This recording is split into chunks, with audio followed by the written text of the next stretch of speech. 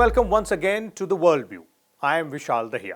This week, we'll take a closer look at the recently concluded elections in Canada and its impact. Canada's banker-turned-Prime Minister Mike Carney has pulled off a political miracle by winning a fourth term in power for his party, which was staring at a certain defeat in these elections. So how did he achieve this within 3 months of entering the world of electoral politics in Canada? How long and strong was US President Donald Trump's shadow in Canadian elections? Where did the Conservatives lose the plot?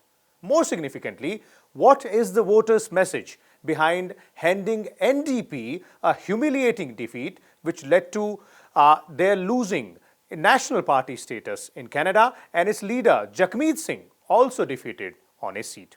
What does this mean for Canada-India relations? For detailed analysis on all these points and more, we have with us today two distinguished panelists. Former Ambassador Rajiv Bhatia, who is also a distinguished fellow at Gateway House, and Professor Harsh V Pant, who is the Vice President, Studies and Foreign Policy at ORF. Welcome, both of you gentlemen, to the Worldview. Let me begin with you, Ambassador Bhatia, and let's start the ball rolling. But let's first try and understand, what actually worked for Liberals, because just a few weeks before the elections, they were down in the dump. They were all set to lose the elections. All analysis, pre-poll analysis, everything, all indicators were against them. Mike Carney takes over just around 3-4 months before the elections begin, and the tide is turned. Is it the miracle helped by Mike Carney, or are there some other forces at play? Thank you very much for inviting me to be with you. I wish you all the best for this program. Direct answer to your question is to study the developments in Canada between January and April, and particularly look at the contribution of one woman and two men. As you know, at the elections, there were two men who were the main candidates, the Conservative Party leader and the new Liberal Party leader, Mark Carney. But the three other individuals who impacted on the process was, first of all, Madame Freeland, the previous Deputy Prime Minister, who was unhappy with the Trudeau government and resigned in December, thus basically raising the revolt against the serving Prime Minister Trudeau. And she was also the finance minister. She was also the finance minister, absolutely right. The second person was Mr. Trudeau, on whose record this election was going to be contested, but between the difficulties within his party and the challenges that President Trump created for him, Mr. Trudeau stepped out of the contest, and that's how Mark Carney was brought in. But the third person was perhaps the most important, and that was the new president of the US, because he, soon after taking over the office in January, began to tell Canada that it has been far too long dependent financially on the US, and therefore the best solution for him, as far as he was concerned, for Canada was that Canada should become a part of the US. Now, this really caused a huge reaction. And we can say in very brief terms that it is the Trump effect which has made sure that Mr. Carney is the Prime Minister today. Okay. Professor Pant, do you agree with this stipulation that when we are talking about President Trump's verbal tirade against Canada, which began immediately after he took over as the President of the United States in January, and from there onwards, what seemingly was Trudeau's bane ended up being Mike Carney's gain? Yes, I think, I would say largely what Ambassador Bhatia has laid out in terms of what happened. It was an extraordinary feat to be able to come from behind and win a victory like this for the Liberals. This was, I think, a defining election. And I would say, if you want to make it a bit more interesting, you can say 3 T's, Trudeau, Trump, and tariffs, playing a very important role in the way the battleground was laid out. because, as Ambassador Bhatia was saying, it all started with Mr. Trudeau's dipping popularity. And when you look at the opinion polls late last year, it was clear that if he remained the leader of the Liberals, the party was in for a rout. And then when you had people like Ms. Freeland raising, the banner of revolt, mobilization happening within the party, at that point you had the entry of Mark Carney. Again, it sort of energized the base of the party, because here was someone who was very fresh, not from the usual run-of-the-mill politician, not part of the Trudeau landscape, if you will. He was so in that sense he brought in that fresh energy and fresh dynamism. And then, of course, since January, we have had Mr. Trump talking about 51st state and then imposing tariffs. So I think all in all, what was supposed to have been an easy election for the Conservatives to win became very difficult for them to mobilize beyond a point. It's not that they've done poorly. It's just that the Liberals have held on to their position, held on to their vote share and expanded. So if you're looking at, they're not a majority government, but they're very close to it. It's, I think, 168 seats in the parliament, requiring four odd seats for a majority. So in a sense, the space that was supposed to have been dominated by the Conservatives, because of Mr. Trump and his tirade, generated this sense of nationalism on various accounts, that it had the rallying around the flag effect. And Mark Carney was seen as a person who could perhaps bring greater efficiency to the economic management, both of the Canadian economy, but also when you end up having very difficult economic negotiations with Trump, who would be the best person to do that? Carney was seen as a very capable person given his background. So I think all of these factors coalesced into making this victory possible for the Liberals, and it will be interesting to see now how they govern. Okay. Ambassador Bhatia, do you agree that the celebrations are over for Mr. Carney, Mike Carney, the banker turned Prime Minister? He might have scripted, or rather led, a very historic win for his party, a fourth consecutive term. But here onwards is the uphill journey for him as the leader of the party, as the leader of the government, because the kind of votes which he has, rallied for him and his party are sort of an anti-Trump sentiment. There is a lot which needs to be done as far as the economy of Canada is concerned. Also, then mending fences with long-standing partners like India. Lot of things which will have to be taken care of. And then let's not forget that they're still short of 4 short of the majority mark. So alliance politics will also play its part. You're quite right. He does have a challenging mission. It's almost a Herculean task.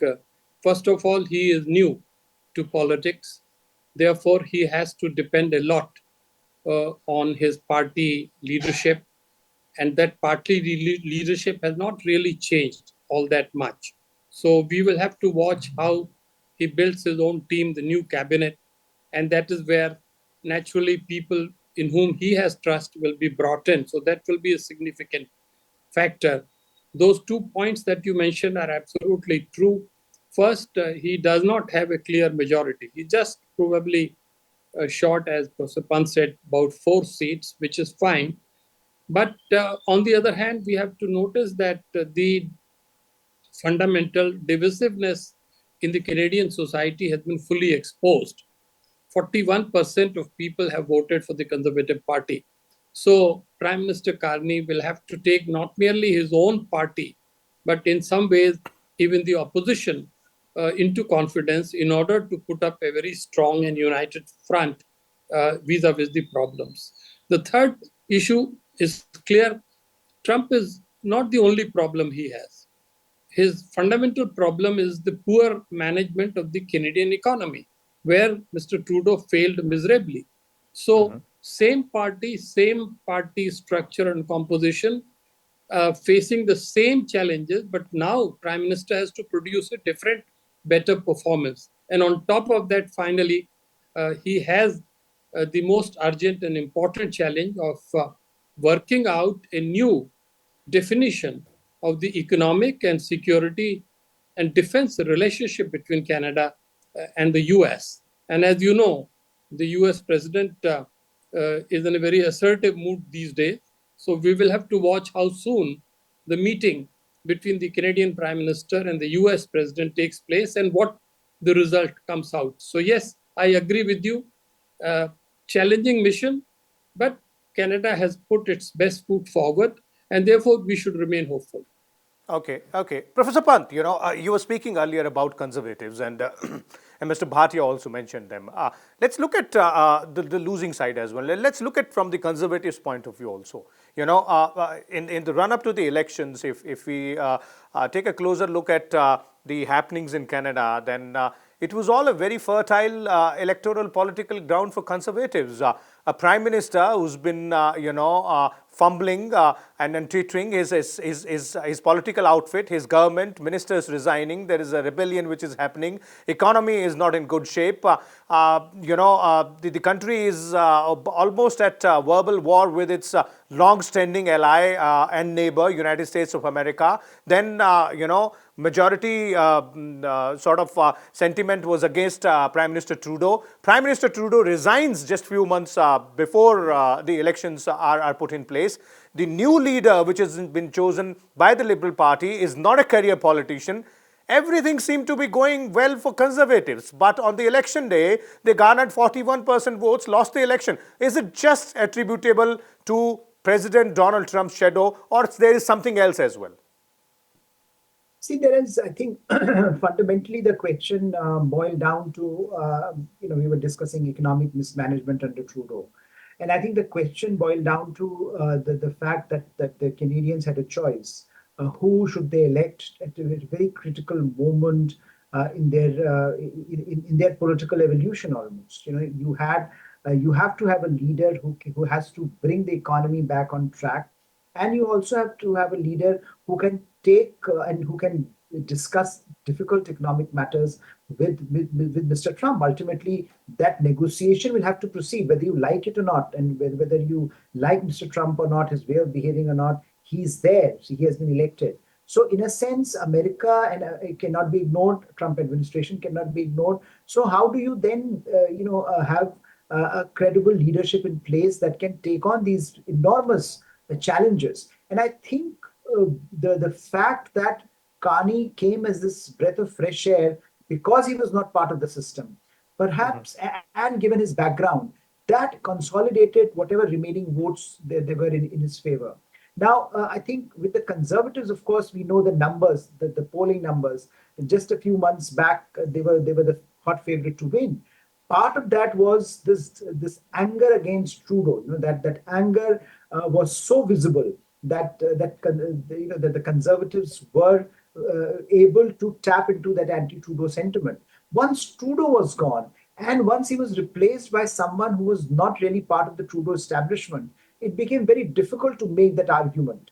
We have seen that in the Indian context as well. You change the top leadership, and a lot of the things associated with that particular leader also dissolve. That anger dissolves. And I think that's what happened. And when people realize that, look, this is also now about Mr. Trump's antics and the way he was framing the conversation, shaping the nationalist agenda around rallying around the flag effect, I think that became possible to imagine liberals becoming the driver of this change. So I do think that while Mr. Trump, was a factor and will continue to be a factor in this engagement, ultimately politics was decided by the inability of the Conservatives to also move the needle on the economic question. That if you were to ask, who will you prefer for economic governance, I think the people voted for Carney and his image and his background more than they voted for a conservative takeover of economic management. So I do think that there is that argument, and finally, I think the sense that that America had turned conservative in ways that perhaps also became many in Canada who wanted to dissociate themselves from.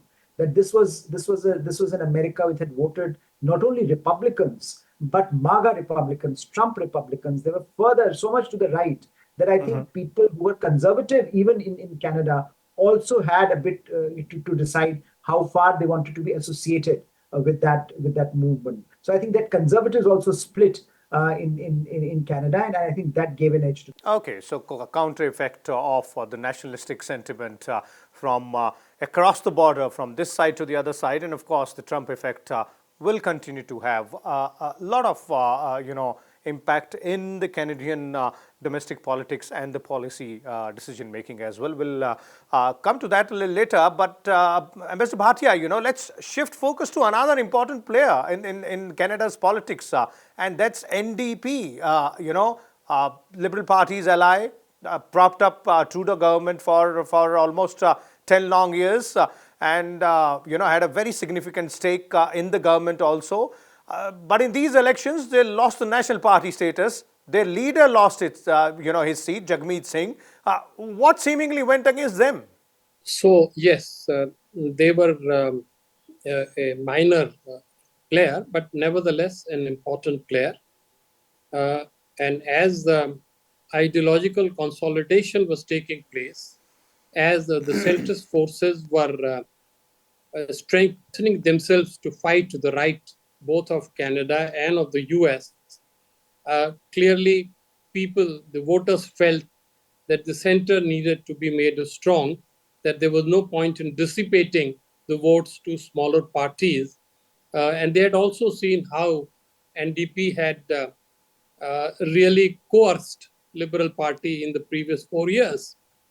So it is understood and recognized by all experts that the votes of NDP actually switched to the Liberal Party. And that was the fundamental thing. It was being mentioned that the leader himself, Mr. Jagmeet Singh, was in trouble from the beginning. And eventually that is what happened. He lost his seat. In fact, two leaders lost their seats, as you know, the Conservative Party leader as well lost the seat. So it's quite remarkable that ideological consolidation takes place when Canadians who are largely centrist, after all, as you said yourself, this is the fourth consecutive win.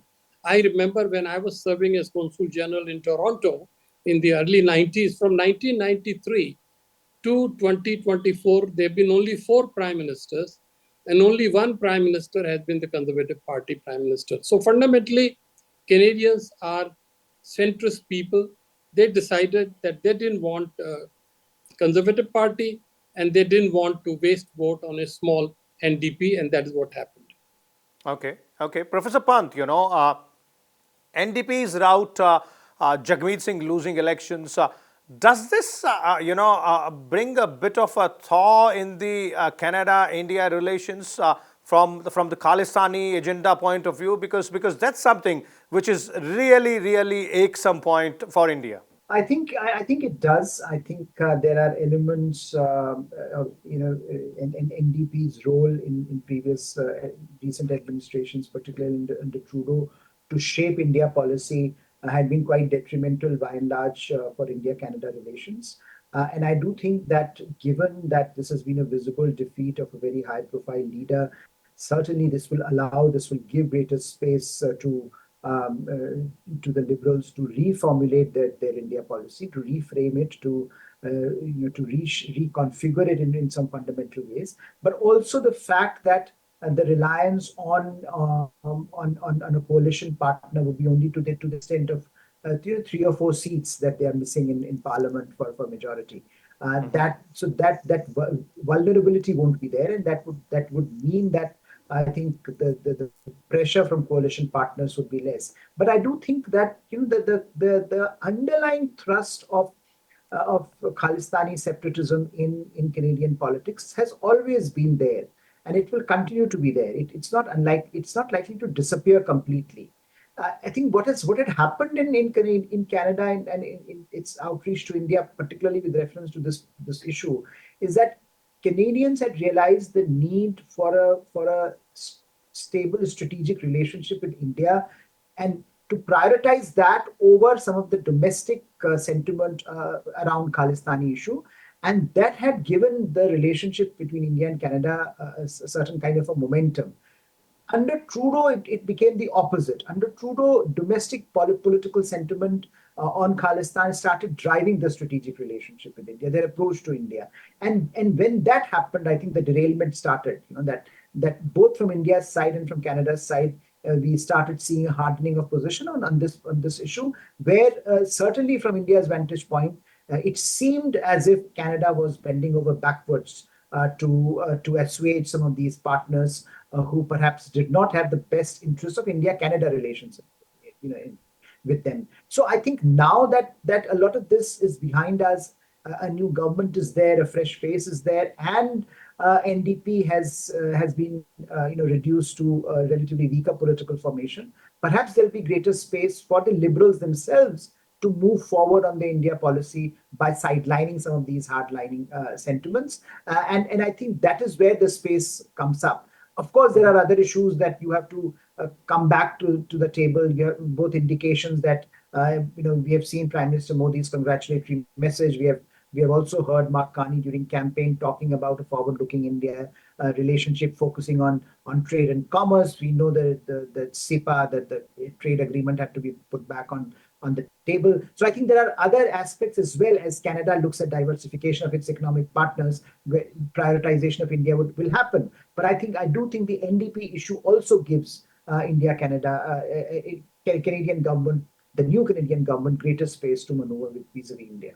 Okay. And Mr. Bhatia, during former Prime Minister Trudeau's reign and before that, during his father's regime as Prime Minister of Canada is also concerned, there was seemingly a lot of, as Professor Pant is also pointing out, and there are well-established records, that there was seemingly sort of a pro-Khalistan, tilt as far as the Canadian government apparatus and the overall approach from the Canada is concerned.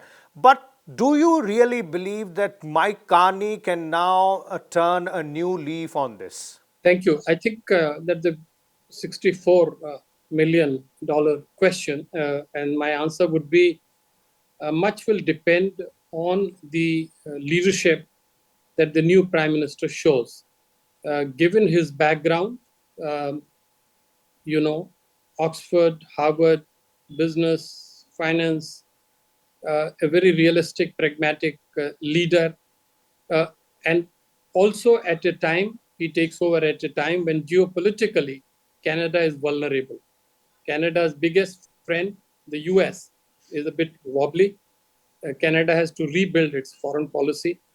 And thirdly, I think India's rising role and profile in the world that is known to everybody. So geopolitics and the background of the Prime Minister would indicate that he would be inclined to take a more holistic and positive picture as far as relationship with India is concerned. It's a multi-dimensional relationship. It is not confined to just K factor. There are so many other things that both countries have been doing and can do better. So I would say that while we should stay hopeful, there's no need for us to show over keenness. I think the first step will have to come from Ottawa, because that is where the previous Prime Minister did what he could to hurt the relationship. And I can assure you, this is my reading, I do not have any inside knowledge, but I agree with Professor Pant, and it is my inside view that if Canada makes appropriate initiatives, takes appropriate initiatives, India will be pleased to respond favorably. Okay. And Professor Pant, what kind of appropriate initiatives can we look forward from Canada? That's one. And two, do you agree with this part that we should wait and watch? Let Canada put its best foot forward and then we respond accordingly. Yes, absolutely. I think, as Ambassador Bhatia rightly said, Canada and Trudeau did a lot of damage, and it is now for Canadian government to decide how to rebuild the relationship. So the first, steps should be taken by Ottawa. First steps should be taken by the new leadership. And I think what I was saying initially was that there are indications of some kind of recalibration from the Canadian side as well. Now, of course, that was said during the campaign. Now that they are now that Mr. Carney is in power, the proof of pouring would be in the eating. How do they operationalize some of those ideas, what is it that they can put forth, when India is concerned, where India is concerned. So I think we'll have to wait and watch for them, because they also, as we were discussing earlier, have a number of challenges of their own.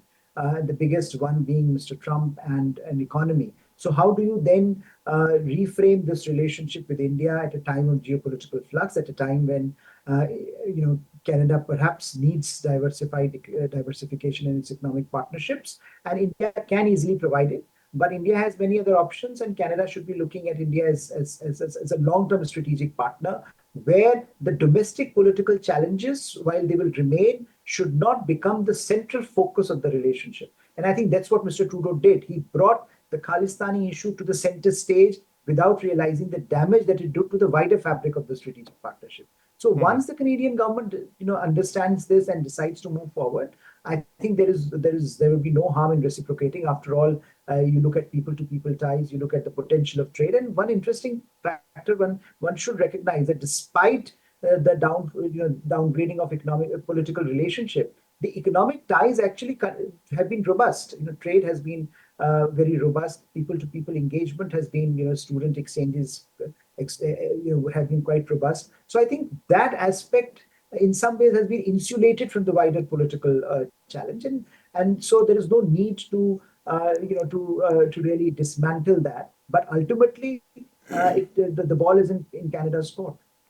Okay, one last question to both of you gentlemen, and this is about the impact of these elections in Canada on Indian community, the larger community which is already settled there in Canada. And the results have shown that a number of members from this community have been either re-elected or elected to the Parliament, the Canadian Parliament as well. The number is also very significant, that number.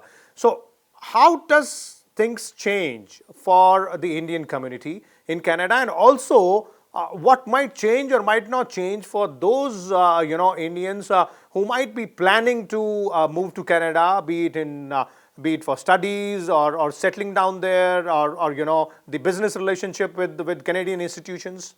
So, as you know, there are three different segments of Indian community there. One, people of Indian origin who are Canadian citizens.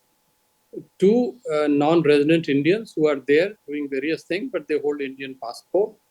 And three, roughly about 500,000 Indian students who are there for the purpose to study. So taken together, they are Indian community, probably representing 3% of the total Canadian population. So it's a significant number, but they are somewhat marked by various kinds of diversities. First of all, these three streams. Then the fact that they come from different parts of India, that also matters: language, religion, etc. Yet overall, I think at least in my time, there used to be certain degree of unity and coherence and leadership, which was provided by the community. First of all, overall, they all have one common interest. They want a stronger India-Canada relationship, barring maybe a handful of people. I think we can say this applies to everybody. If the relationship is moving forward in a positive direction, they all are very happy and they love to contribute to it. In fact, we had, as a former consul general, I can say we had terrifically wonderful experience dealing with them, servicing them, helping them, learning from them. But at the same time, as you asked yourself, their primary interest is Canada. Their primary reference is to see Canada grow, the economy grow, Canada's role in the world grow. They certainly are all concerned about Canada-US relations. So in some ways, their interests diverge from the interests of us Indians here in India. So it's important, I think, for our diplomatic team to be complete and strong there. And that's why there is a need for us to send our High Commissioner once the climate is propitious. Then we will be able to coordinate the G2G relationship with P2P relationship. And that would be very good for the future of India-Canada relations. Okay. Professor Pant, your concluding remarks on this aspect, because this is really, really crucial from both Canadian point of view and Indian point of view as well. Yeah, I think people-to-people engagement remains a very important bridge insofar as India-Canada relations are concerned. And despite all the turmoil that India-Canada relations have gone through in the last few years, it is remarkable that the resilience of people-to-people ties is remarkable, and I think that sustains the relationship. So it's much more of a bottom-up relationship than top-down, and I think both countries should be investing much more on this. But one point which I think is going to be important is certainly Mr. Trump has put a lot of pressure on Canada as far as immigration is concerned. And I think because of that, Canadian immigration laws are also tightening. The perception about immigration is also changing. In fact, if you see the manifestos of political parties, almost all of them have said that they want to tighten immigration. So I think we are going to see Canada also becoming much tougher on immigration, and I think that will also impact in some ways some of our back and forth between the two nations. But that aside, I think this is something that we should be really looking as a positive, where both if the governments invest, we will get much greater returns perhaps. Okay, there it is. Thank you so much, Professor Harsh Pant and Mr. Rajiv Bhatia as well, for sharing your valuable inputs and insight on the Canadian elections, trying to understand the how and why of the results which have been there for everyone to witness in Canada, and what lies ahead, both for Canada and its impact on the Canada-India relationship. Once again, thank you so much, gentlemen. We'll come back again next week with a different topic of international significance, of geopolitical significance, and with a different set of experts as well. Till then, keep watching Worldview and Dialoguers.